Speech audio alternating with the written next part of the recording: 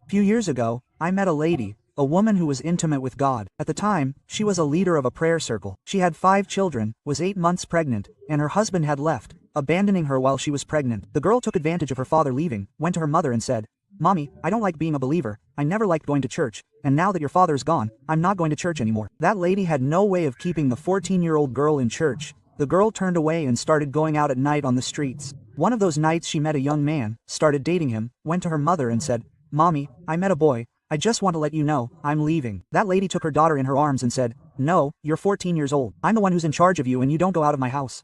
Quote, the girl didn't listen, she grabbed her things, put them in a bag and left. That guy she had been in a relationship with was a drug dealer. He walked around with a gun on his waist and said that his God was the gun he had.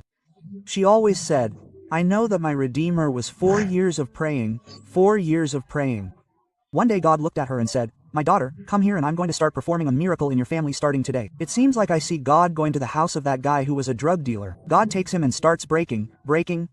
And from being a drug dealer he becomes a user of the drugs he sold. He'll sell TVs, DVDs, stereos, refrigerators, stoves, cars, motorcycles. He takes everything he has and trades it for drugs. The girl is 14, she's 18. She picks up her son, looks at her husband and says, "I'm leaving. I'm going back to my mother's house." The only thing that was left for that young man was the house he had. He went there and traded the house for the crackhead. Now he has nowhere to live. Now he is homeless. Now he eats out of the trash can. One day he got up and went to his mother and father's house to ask for help. His mother looked at him and said, "Look, my wish is that a car runs over you and ends all this sadness." He went to his father. His father looked at him and said, You are an embarrassment to me. Forget that I am your father."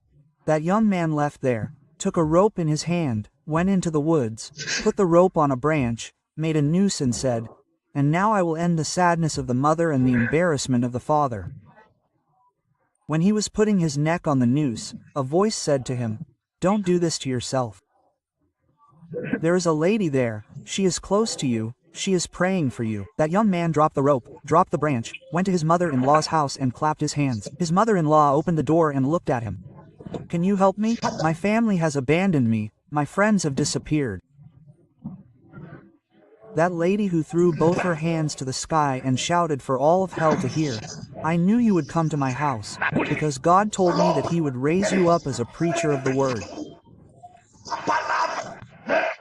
Years have passed and tonight the young man is here on this altar with this microphone in his hand preaching to you.